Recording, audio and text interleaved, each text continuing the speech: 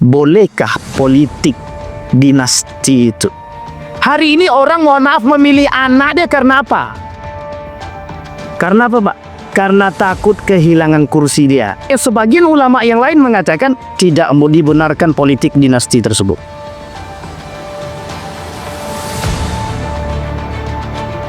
Bapak Ibu kalian yang berbahagia, di maghrib ini mudah-mudahan Allah limpahkan rahmat dan karunia-Nya kepada kita. Senantiasa kita bermunajat, selalu istiqamah dalam kebaikan, dalam ketaatan kepada Allah. Keluarga yang sakinah, mawaddah, warahmah, anak-anak yang soleh dan solehah. Insya Allah kelak di akhir, di hari kiamat, kita menjadi orang-orang yang berdampingan dengan baginda Nabi Muhammad sallallahu alaihi wasallam. Baik Bapak Ibu sekalian yang berbahagia, bagaimana kabarnya di maghrib ini Bapak-Bapak, Ibu-Ibu sehat? Oke. Malam hari ini nampak tanda kiamat jauh nampak. Biasanya setiap masjid tuh ibu-ibu lebih banyak dari bapak-bapak, tanda kiamatnya jelas. Kalau malam hari ini tanda kiamatnya agak jarang sedikit. Jumlah laki-laki lebih banyak daripada perempuan. Jadi kalau jumlah perempuan lebih banyak daripada laki-laki itu kan tanda kiamat tuh. Tapi itu guyon ya Bapak Ibu, tidak usah terlalu diseriusi betul. Cuma kalau di akhir zaman memang jumlah perempuannya sudah banyak, itu perlu diseriusi. Artinya bapak-bapak yang pengen poligami ya pandai-pandai lah. Baik Bapak Ibu sekalian yang berbahagia. Kami tadi diskusi dengan siapa nama abang tadi yang Bang Billy. Insyaallah Bang Billy, apa kira-kira temanya Bang? Ini kan menggantikan Ustadz Sutrisno Badrun ya, Sirah Nabawiyah. Biasanya Sirah Nabawiyah itu dalam kitab Ar-Rahiq Al-Makhtum Syekh Sofiur Rahman Al-Mubarakfuri, atau Ibnu Hisham dalam Tarikh Ibnu Hisham, atau dalam Tarikh Tabari. Tapi malam hari ini kita mencoba menarik beberapa kesimpulan daripada sejarah baik dari baginda Nabi Muhammad SAW secara ringkas saja sampai kepada masa kepemimpinan Muawiyah ibn Abi Sufyan, atau nanti kita masuk pada Muawiyah yang kedua. Muawiyah yang kedua itu pasca Muawiyah ibn Abi Sufyan, Yazid ibn Muawiyah kembali kepada Muawiyah, atau lebih tepatnya dinasti Umayyah. Dan ini penting untuk dipahami karena perjalanan daripada sistem kepemimpinan atau bahasa lainnya politik pada masa itu bergulir. Dalam masa dinasti Abbasiyah itu terjadi pertukaran metode, pertukaran kepemimpinan. Itu bisa dibilang sampai 5 kali. Perpindahan ibu kota itu dari satu kota ke kota yang lain, mulai dari Baghdad, balik ke Syam, Damaskus, kembali lagi kepada Baghdad, balik lagi ke Damaskus, begitu terus pertukarannya. Bagaimana sistem kepemimpinan dan khilafah pada masa itu? Apakah sistem khilafahnya itu aman-aman saja, baik-baik saja? Dan itu yang kemudian kita harus pahami Bapak Ibu. Dan apa kaitannya dengan perkataan baginda Nabi Muhammad SAW dalam hadisnya? Baik Bapak Ibu sekalian yang berbahagia, saya menukil satu hadis dari baginda Nabi Muhammad SAW. Kata Nabi, hadis ini hadis sahih yang dinukil oleh banyak para ulama, terkhusus ulama-ulama yang membahas tentang akhir zaman. Biasanya membahas hadis tersebut. Kata ulama tersebut, kata Nabi dalam hadis, dalam riwayatnya begini, Al-khilafatu min ba'di 30 sana. Setelah kepemimpinanku itu, kata Nabi, akan ada 30 tahun. Kata dia. Jadi 30 tahun itu kepemimpinan setelah Nabi, akan ada kepemimpinan yang lama kepemimpinannya 30 tahun. Tetapi setelah 30 tahun tadi, kata Nabi, wa ya'ti ba'da dzalika mulkun adud. Akan datang setelah itu, kata Nabi, akan muncul mulkun adud. Mulkun adud itu disebut dengan sistem dinasti atau sistem kepemimpinan yang keluar daripada jalur kekhalifahan. Sebenarnya masih sistem khalifah, tapi dibarengi dengan dinasti, dibarengi dengan turun-temurun, atau dibarengi dengan model mulkun. Mulkun itu sistem kekerajaan.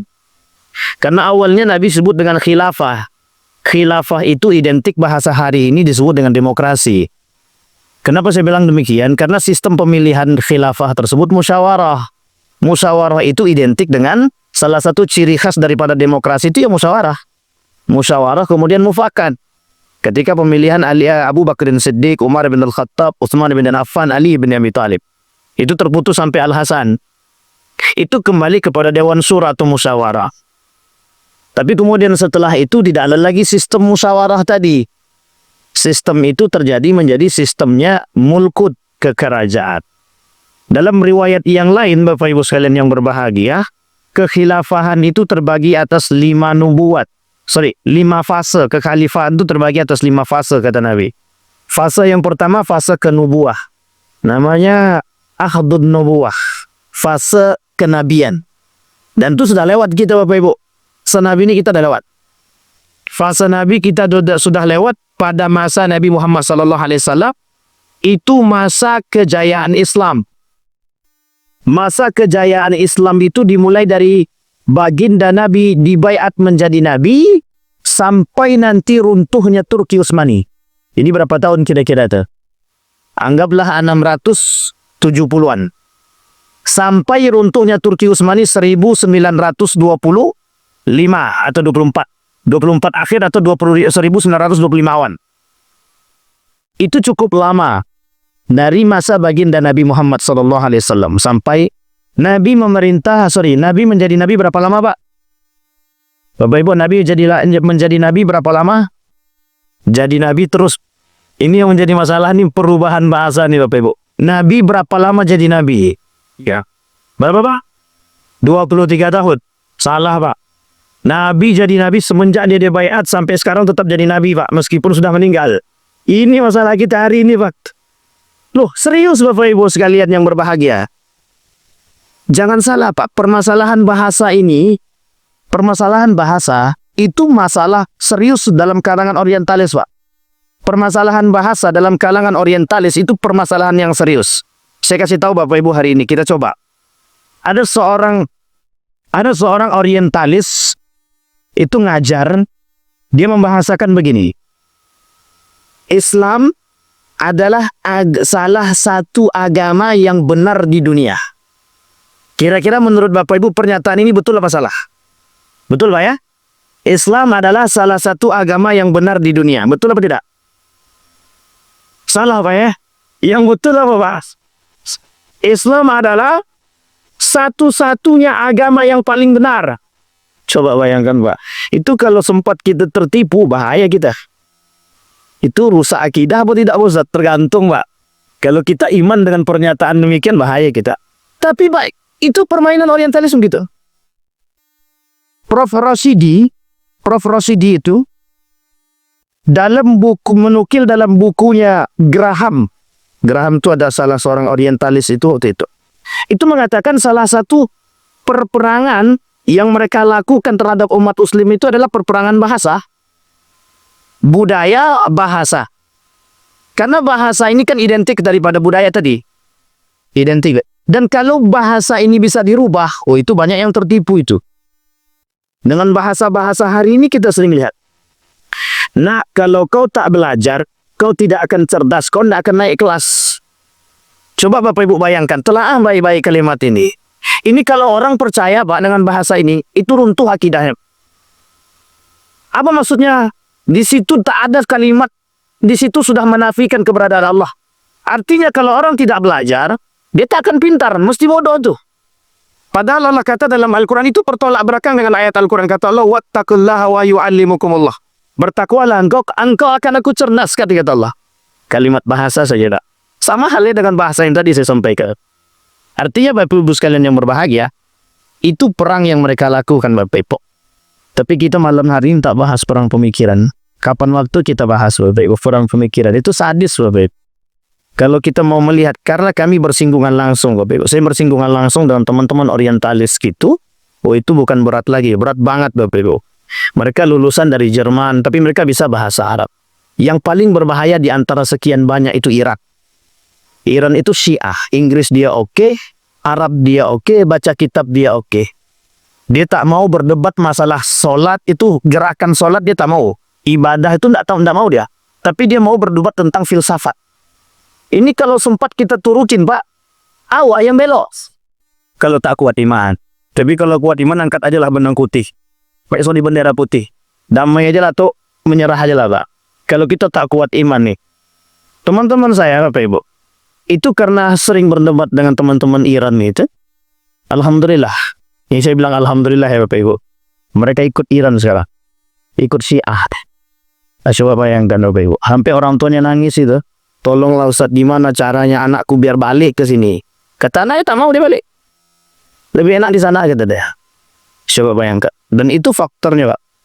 Kalau kita salah memahami satu kalimat, dampaknya besar. Baik, kembali masalah tadi Bapak Ibu. Nah kata Nabi masalah fasenya fase nubuwah. Fase nubuwah fase yang pertama. Fase nubuwah ini sudah selesai Bapak Ibu. Fase nubuwah kita sudah selesai. Kenabian sudah selesai. Selama 63. Selama berapa Pak? 63 tahun Nabi hidup. Nabi dibayat umur 4. Umur 40 dibayat jadi Nabi. Sampailah hari ini beliau tetap sebagai Nabi. Artinya apa? Keberadaan Nabi dalam masa kepemimpinan dia itu hanya 23 tahun. Nah, 23 tahun itu sebentar atau lama? Kalau dibandingkan dengan Soeharto, lebih lama Soeharto atau Nabi? Soeharto, Nabi 30 tahun ya. 30 tahun. Meskipun di akhir kepemimpinan beliau goyang. Artinya Bapak Ibu 23 tahun. Itu sistem. Sistem yang dibangun oleh Nabi itu sistem fase kenabian. Artinya apa sistem pada masa kenabian itu? Orang semua kalau melakukan kesalahan dia tinggal kembali Pak. Kembali kepada baginda Nabi. Kembali kepada Nabi, kalau salah dibenarkan. Yang benarkan jelas Pak Nabi. Kalau sudah Nabi yang membenarkan itu sulit Kak. Sulit kalau kita mengatakan itu tidak, itu tidak mungkin. Karena Nabi. Nabi yang berkata wa ma yantiqu 'anil hawa illa in huwa illa wahyun yuha.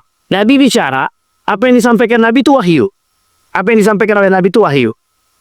Artinya apa? Selalu melalui perantara, selalu berada dalam kontrolnya Allah. Nggak bisa Nabi ngomong sembarangan itu nggak bisa. Tapi pada satu sisi Nabi punya sifat kemanusiaan sama seperti kita. Artinya kecil kemungkinan salah gitu. Itu yang disebut dengan kemaksuman tadi Pak.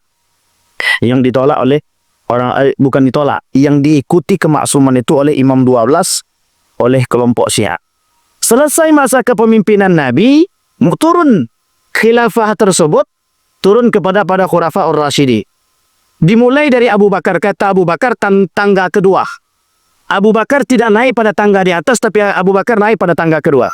Kata Abu Bakar, aku tak bisa naik ke atas karena itu adalah posisinya baginda Nabi Muhammad SAW. Turun satu tangga Abu Bakar. Naik dulu sampai ke atas. Kata Abu Bakar, tapi ini adalah tempatnya Nabi, kemudian dia turun ke bawah. Turun satu tingkat lagi. Kata Abu Bakar, aku hanya mewakili baginda Nabi Muhammad SAW. Abu Bakar dalam masa kepemimpinan Khulafaur Rasyidin itu masih aman Bapak Ibu. Orang bertanya, itu masih ada sahabat. Disebut dengan Ahadus Sahabah. Masa kepemimpinan para sahabat. Kembali kepada sahabat. Sahabat itu apa yang dilakukan oleh para sahabat itu mesti merujuk kepada Nabi. Makanya dalam hadis itu ada yang disebut dengan mauquf. Hadis mauquf itu tidak sampai sama Nabi. Tidak sampai ke Nabi. Hanya sampai kepada para sahabat.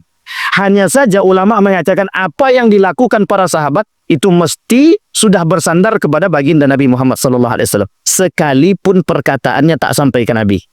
Sampai di sini paham ya Bapak Ibu? Itu disebut dengan hadis mauquf. Derajat hadisnya bagaimana? Sahih, hasan, dhaif. 3. Sahih, hasan, dhaif. Kalau tabi'in bagaimana? Sama. Nanti derajatnya juga sama. Hasan, sahih, hasan, dhaif. Kalau udah Nabi, sampai ke Nabi apa namanya? Marfu'. Marfu' itu artinya disampaikan. Sampai kepada Nabi. Terangkat hadis tersebut, perkataan tersebut sampai kepada baginda Nabi Muhammad SAW. Selesai masa khilafah para sahabat Bapak Ibu. Muncul masa selanjutnya yang ketiga, fase ketiga itu turun kepada masa para. Di sini Bapak Ibu yang disebut dengan lahadudnya itu yang disebut dengan tabi'in. Masanya para tabi'in. Masanya para tabi'in ini Bapak Ibu itu masih dalam koridor, masih dalam pengawasan para sahabat. Disinilah mulai kecolongannya Bapak Ibu. Mulai kecolongan tuh di situ. Ketika kecolongan ini sudah terjadi, disinilah kemudian bahasa dalam kita tak mengatakan otoritas atau otoriter kita tak katakan. Cuman kita ingin sampaikan dalam sejarah itu bahwa nepotisme pertama itu sempat pernah terjadi pada masa dinasti Umayyah. Itu nepotisme pertama.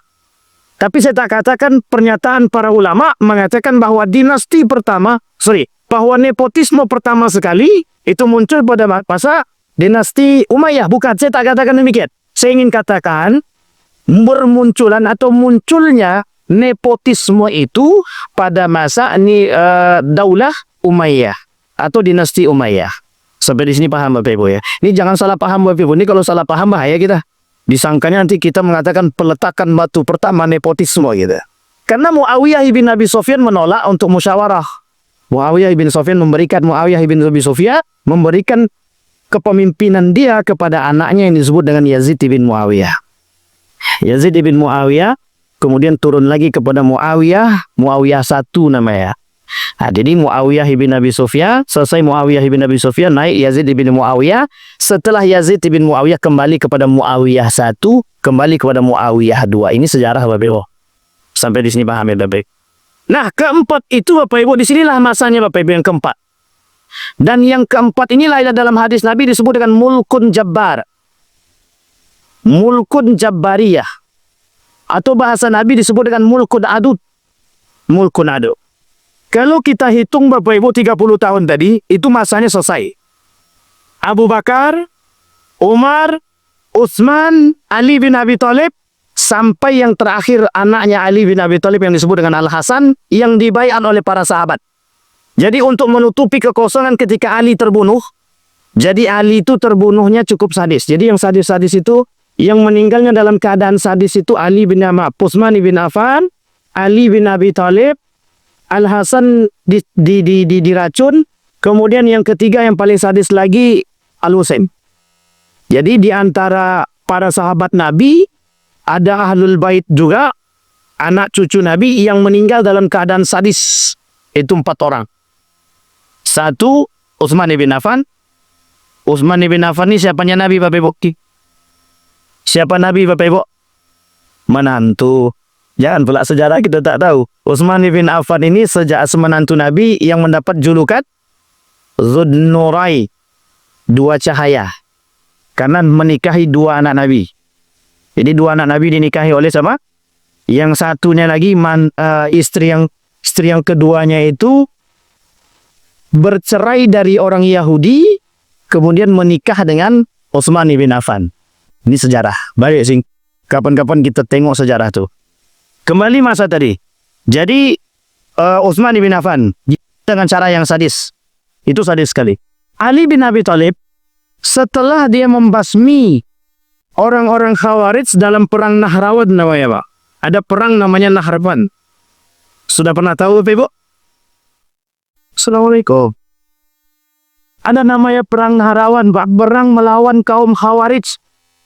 Jadi kaum Khawarij itu muncul pada masa perperangan Ali dengan Muawiyah dalam perang Siffin. Balik Ali selesai perdamaian, balik Ali ke Kufah, ke Irak. Dalam tengah perjalanan disebut dengan perbatasan Harura, keluar dari barisan Ali 12.000 orang. Ada yang mengatakan 200, kemudian membuat sebuah kelompok jadi 12.000 lebih. Dan lain sebagainya. Dan mereka ini disebut dengan Khawarij karena keluar dari barisan Ali. Saking kurang ajarnya Khawarij ini Bapak Ibu, orang yang bertahkim, orang yang mengambil hukum selain daripada Al-Quran, berarti dia kafir. Sampai di sini paham Bapak Ibu ya? Karakter kaum Khawarij itu nih saya sebutkan. Saya sampaikan, karakter kaum Khawarij itu berhukum dengan Al-Quran saja, bukan hadis. Karena hadis menurut mereka itu bisa salah. Kenapa demikian? Karena bagi mereka Muhammad itu manusia. Nabi Muhammad itu manusia. Bisa salah, bisa betul. Nah, itu pemahaman mereka. Hari ini ada namanya ingkar sunnah namanya. Orang yang tak percaya dengan hadis Nabi. Orang yang tak percaya dengan Nabi ada. Nanti pada masa dinasti Abbasiyah muncul namanya ingkar sunnah. Hari ini banyak ingkar sunnah itu. Yang dulu diikuti. Tapi apakah sampai ke jalur ingkar sunnah masa Abbasiyah? Wallahu a'lam bishawab. Saya dapat berita itu di Pekanbaru kata dia. Ada kelompok ingkar sunnah yang tak percaya dengan hadis Nabi. Tapi dulu waktu saya di Yogyakarta saya ketemu tuh Pak dengan orang yang tidak percaya dengan hadis Nabi. Apa kata dia? Nabi itu Muhammad manusia, bisa bohong, bisa tidak. Jadi saya tak percaya dengan hadis Nabi. Wah itu parah itu Pak. Itu kurang imannya, rusak imannya itu. Itu bisa batal syahadatnya Pak. Kalau tak percaya dengan Nabi itu bisa batal syahadat. Kembali masalah tadi, Khawarij. Kemudian dihabisin oleh Ali dalam perang Nahrawan. Saking kenapa Ali menghabisi kaum Khawarij? Kata Ali, kaum itu lebih berbahaya daripada kaum-kaum yang lain. Kenapa demikian? Karena mereka main habis-habisin saja. Yang tak sejalan sama mereka. Dan itu mau sadis atau tak sadis pokoknya. Yang tak sejalan dengan mereka. Yang tak sejalan dengan mereka kafir. Itu sejarah takfiri. Jadi sejarah pertama pengkafiran manusia itu, pengkafiran orang Islam itu terjadi pada masa Khawarij. Maka kata Nabi, man kafara fahuwa kafir. Kata orang yang mengkafirkan orang, dia kafir. Hari ini kalau ada orang yang mengkafirkan orang lain, mohon maaf bahasanya adalah orang-orang Islam, dikafirkan oleh orang Islam, maka sesungguhnya dia sudah kafir. Begitu Pak, keras ya. Kalau dalam masalah akidah keras. Harus Pak. Karena dilarang Pak, kita mengkafirkan orang dilarang. Jangankan mengkafirkan orang. Sibabul muslimin fusuq wa qitaluhu kufrun. Muslim kufur. Mencaci maki umat muslim itu fasik. Dan fasik itu bisa masuk dalam kategori munafik. Coba bayangkan Pak. Jadi maksudnya apa? Mengkafirkan. Itu karakter Pak. Tapi Nabi sebutkan karakter Khawarij ini dalam hadisnya. Salatnya lebih baik daripada kalian. Lebih baik. Lebih fasih. Dalam sejarah Bapak Ibu, perbatasan Kufah itu, di sekeliling pesisir Kufah, kalau bahasa hari ini disebut dengan Irak. Jadi Bapak Ibu, di Irak itu, di pesisir Irak tuh. Jadi orang-orang yang keluar dari barisan Ali tadi, itu yang disebut dengan Khawarij, mereka pergi ke perbatasan Pak. Doktrin yang disampaikan kepada mereka, orang-orang di perbatasan itu dalam riwayat sejarah, itu jelas Pak. Dalam tarikh Ibnu Hisham itu, disebutkan Bapak Ibu. Apa kata dia? Orang-orang yang di pinggiran ini, itu cuci otak. Bapak Ibu tahu cuci otak?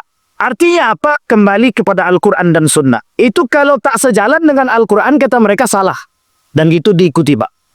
Kalau bahasa kasarnya, jangan ada yang tersinggung Pak ya. Tapi kalau bahasa kasarnya begini. Orang-orang di pedesaan ketika itu, karena tidak mengerti, dicucilah otak oleh mereka di pesisir Kufah, Irak.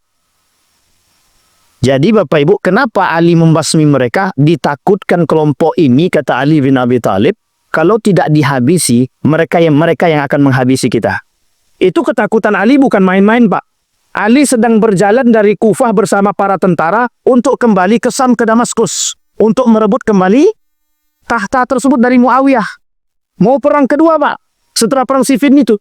Tapi melihat kondisi ketika di Harurah itu sudah terjadi yang brutal yang dilakukan oleh kaum Khawarij, berbalik Pak Ali. Dihabisin oleh Ali, tidak tersisa satu orang pun dalam tarikh At-Tabari. Tapi dalam tarikh Ibnu Hisham dikatakan tersisa 10 orang. Yang kelak 10 orang ini, ada salah satu di antara mereka masuk ikut pada anak daripada Ali bin Abi Thalib, Al-Husain. Jadi jangan salah Pak. Khawarij ini kalau doktrinnya kencang. Kencang banget. Pandai mendoktrin kalau Khawarij itu. Nah baik. Kembali masalah tadi.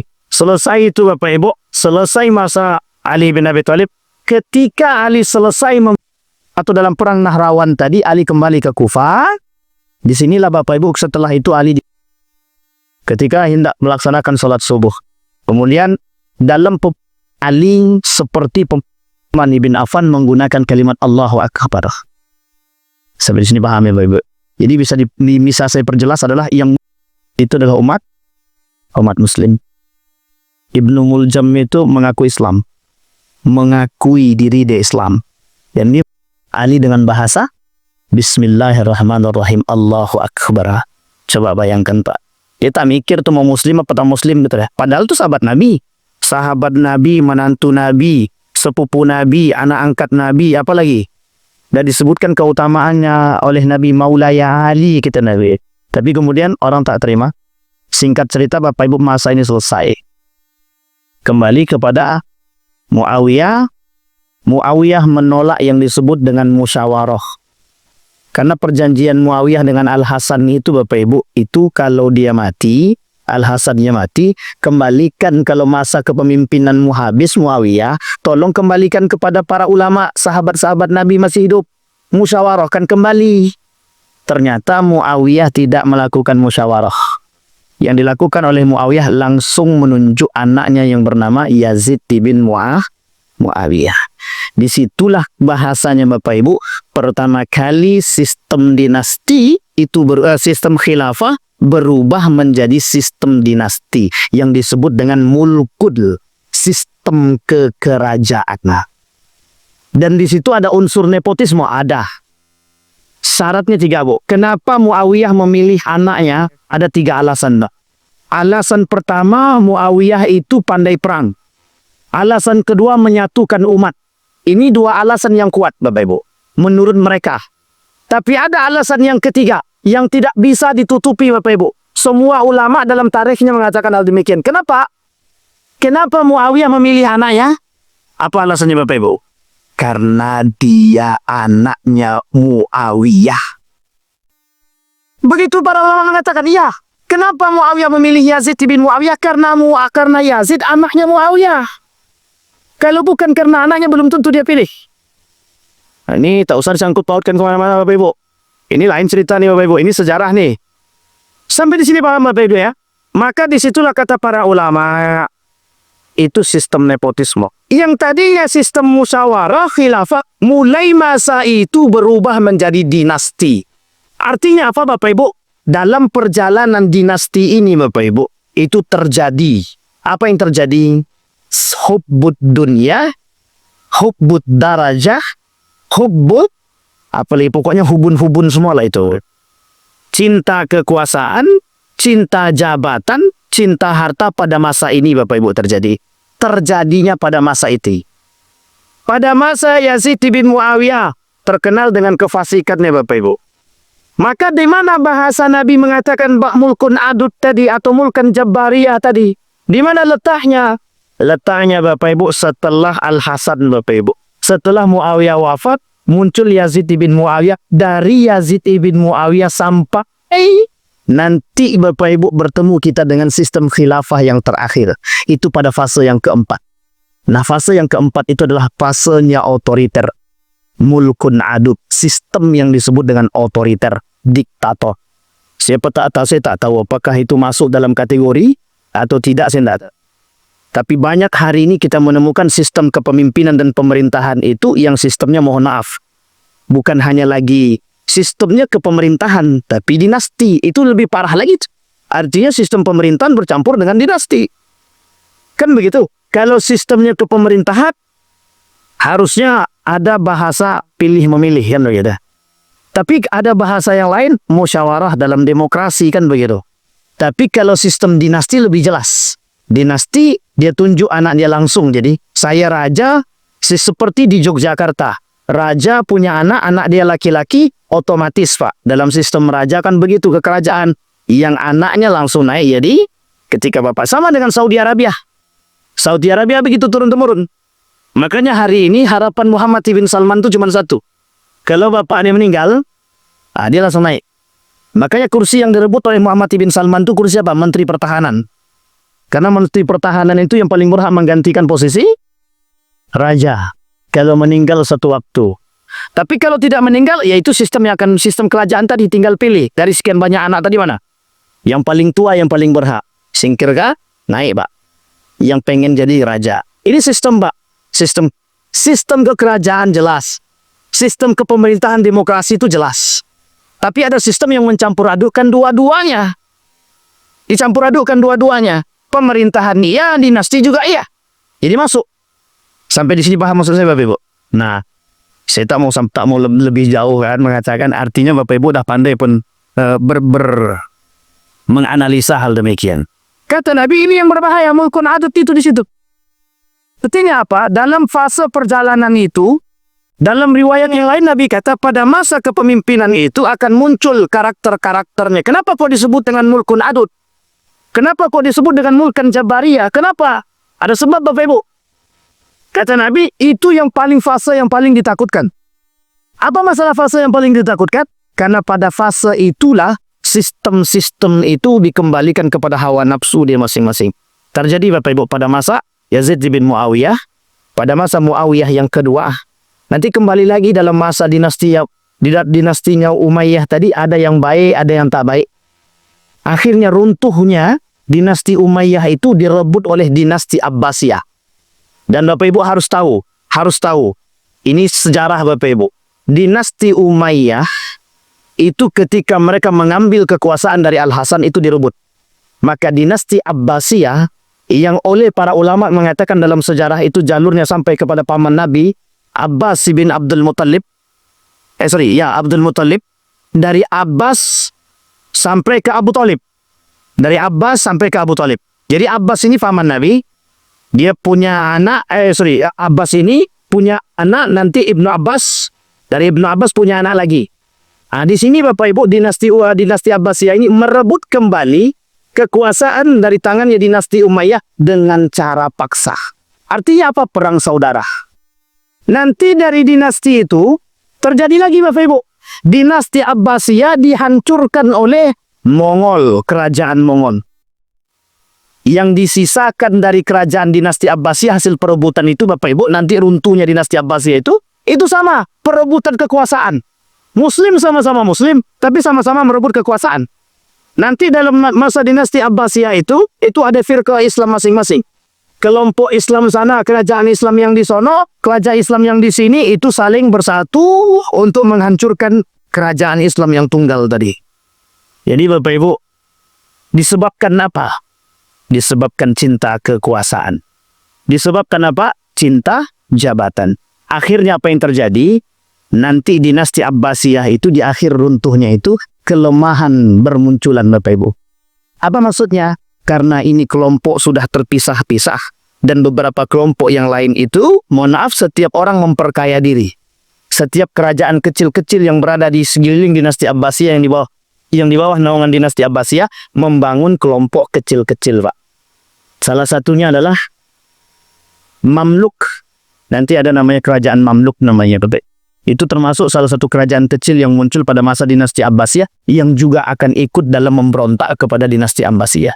Dan runtuh dinasti Abbasiyah. Itu karena apa? Umat Muslim sudah membangun kerajaan sendiri-sendiri dan mereka sudah cinta terhadap kekuasaan, cinta terhadap jabatan, hancur, Pak. Akhirnya Pak, Mongol leluasa menghancurkan dinasti Abbasiyah. Bapak Ibu tahu Mongol ya? Itu tersadis Bapak Ibu yang dilakukan oleh kerajaan Mongol terhadap dinasti Abbasiyah. Dinasti Abbasiyah dihabiskan, tidak disisakan sedikit pun. Termasuk perpustakaan di Baghdad tidak disediakan. Tidak disisakan sama sekali. Kata Mongol, jangan sampai ada ketinggalan sedikit pun sisa-sisanya.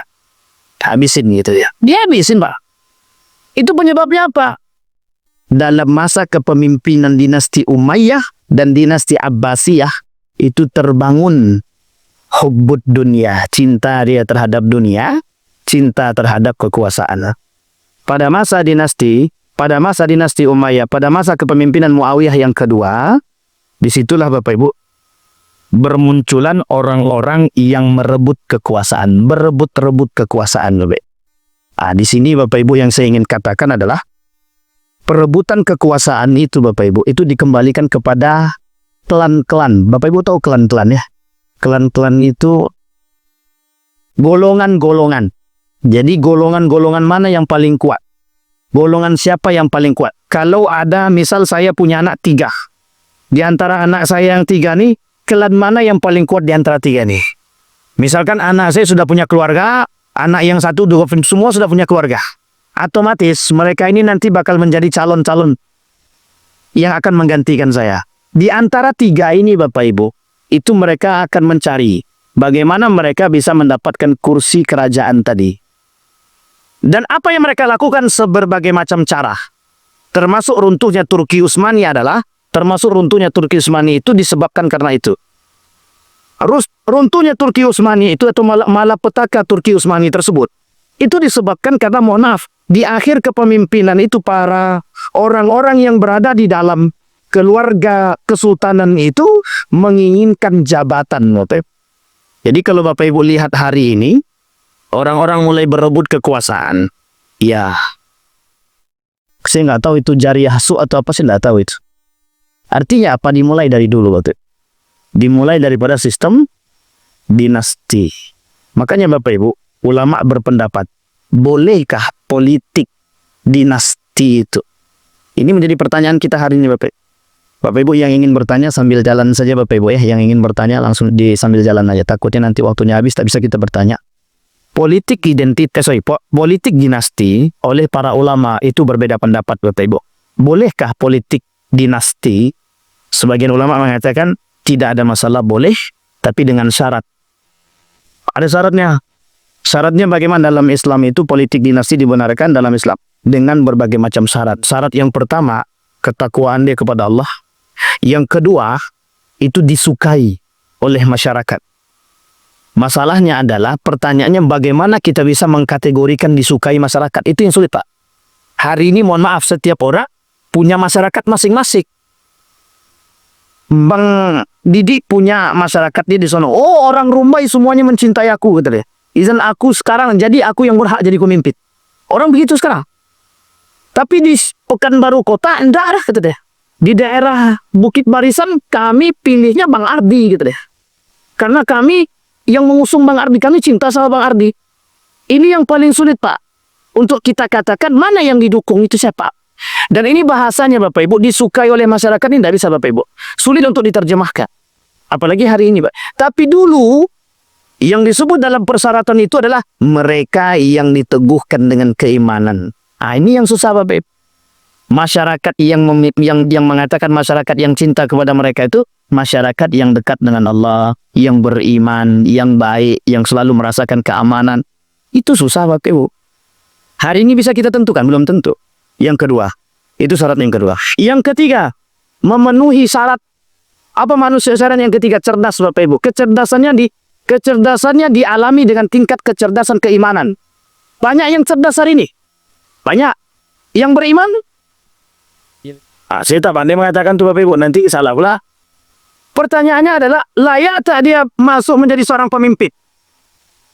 Dia cerdas, kelayakan dalam kecerdasan ada.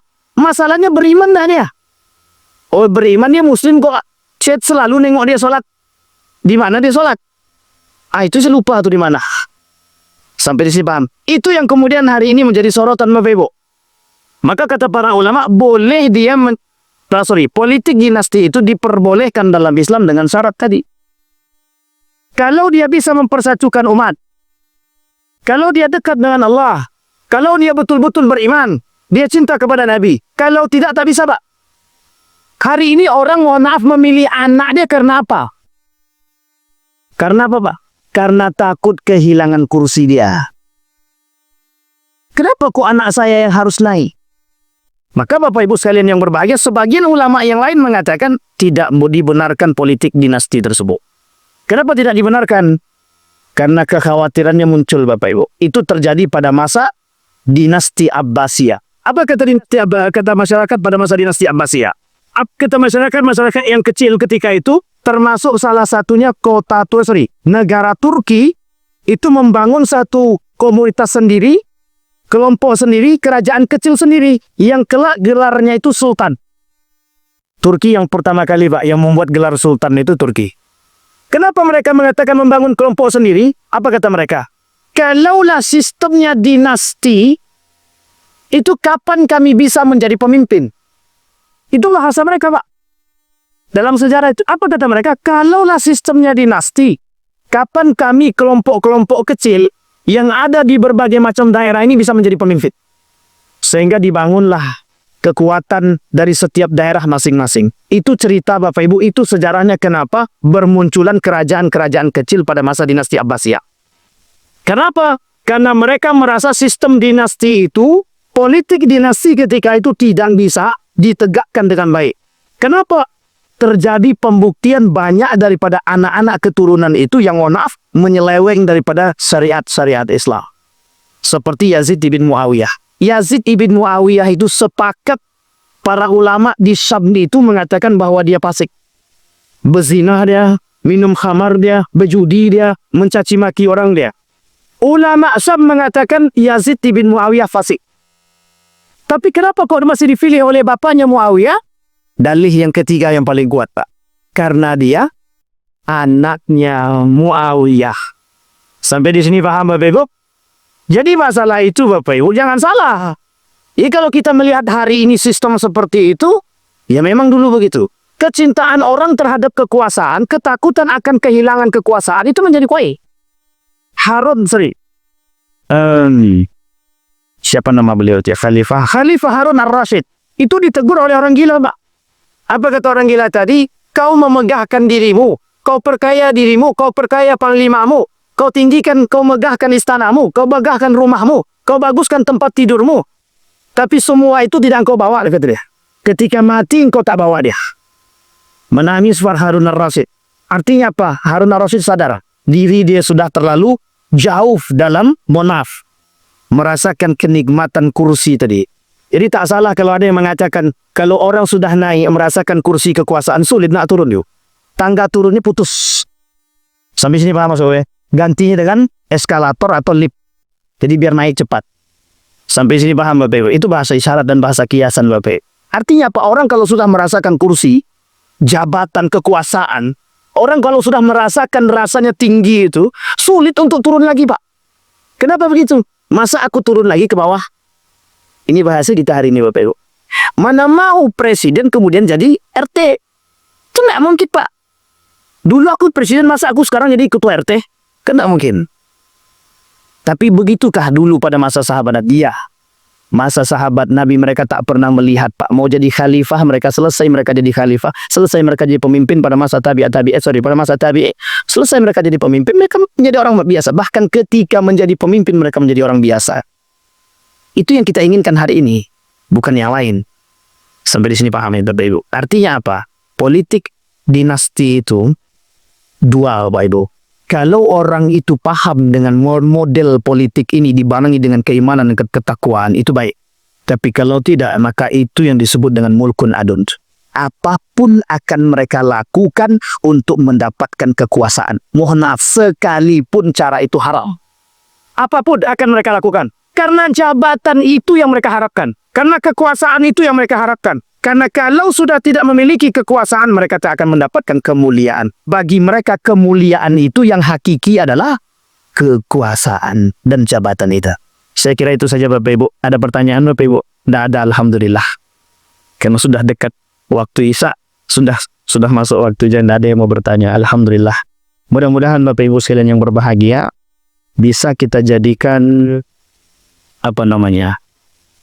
pegangan bagi kita untuk melihat dengan akal sehat kita, dengan keimanan kita, bisa kita menjadikan ini sebagai cara untuk melihat sejauh mana kita mampu mencari pemimpin yang adil, yang baik, agar kelak kita bisa menjadi orang-orang yang baik.